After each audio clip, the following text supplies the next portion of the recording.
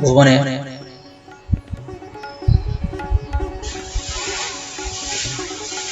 তাই তিনি ভুবনে দেবীর যুদ্ধরতা অবস্থায় প্রতি বছর জাঁকজমক সহকারে ভারতবর্ষ সর্বত্র পূজিত হয়।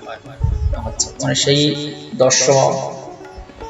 সুবিজয় দশমীর দিনে মহিষাসুরকে তিনি বধ করেছিলেন এবং সেই রাগান্বিত অবস্থায় একটু ভাবাপন্ন করেছিল।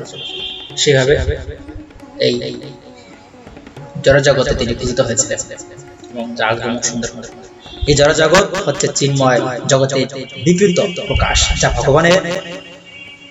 ভগবান শ্রীকৃষ্ণের বহিরঙ্গা নিকৃষ্ট মায়াশক্তি বা জড়া প্রকৃতির দ্বারা রচিত। আর এই বহিরঙ্গা মায়াশক্তির প্রতিমূর্তি বা অধিষ্ঠাতা দেবী হচ্ছে দুর্গা, মায়া। এই দুঃখময় জড়জগৎকে বলা হয় কারাগৃত বা দুর্গ, আর এই দুর্গের কারারক্ষীকে বলা হয় দুর্গা। এই জড়জগতের সৃষ্টিকর্তা ব্রহ্মা দুর্গা সম্বন্ধে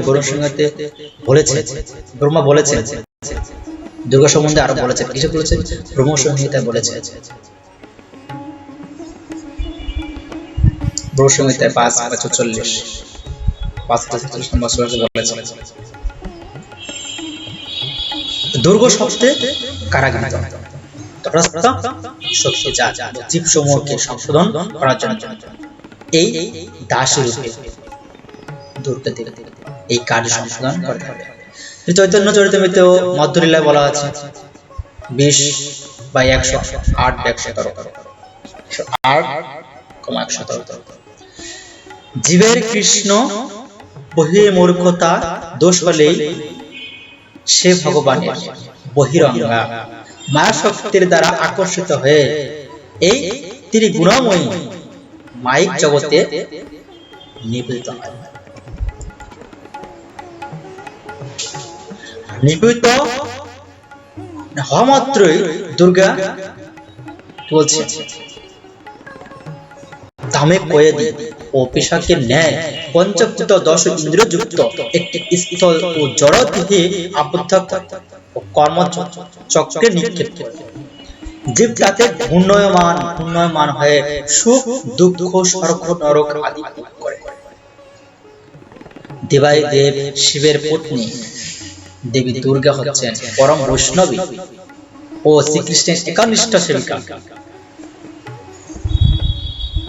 জড়জগতের বন্ধন থেকে মুক্তির জন্যই শুধু দেবী দুর্গার কাছে প্রার্থনা করতে হয়। আর সেজন্য ভগবদ গীতায় 7 অধ্যায় বিষ্ণু শ্লোকে বলা হয়েছে, কথাটা 7 অধ্যায় বিষ্ণু শ্লোকে জড়া কামনা বাসনার দ্বারা যাদের বুদ্ধি বিকৃত হচ্ছে তারা তাদের কাছে উপযুক্ত করে এবং তাদের নিজ নিজ স্বভাব অনুযায়ী দেবতা পূজার বিশেষ এবং নিয়ম নীতি পালন করে। সাধারণত লোকেরা দুর্গা পূজা করে তাকে ধন ঐশ্বর্য স্ত্রী পুত্র কন্যা প্রাপ্তি ও নিরোগ দেহ ভালো চাকরি ব্যবসা বাণিজ্য উন্নতি লাভের জন্য।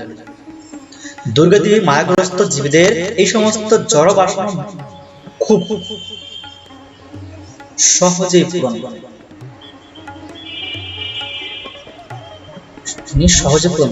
কিন্তু সেটি দুর্গা দেবীর কপট কৃপা। এটা হচ্ছে কি কৃপা?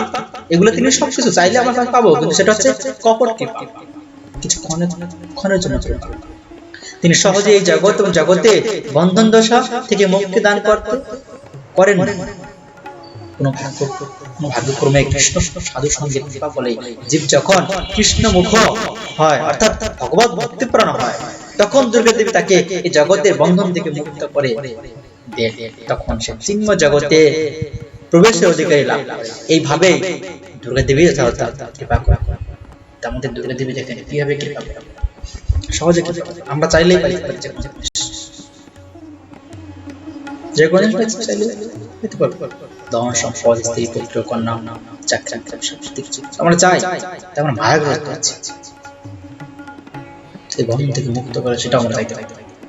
যেন আমাদের দুর্গের কাছে প্রার্থনা করছি। এইভাবে দুর্গা দেবী আমাদের কৃপা করেন।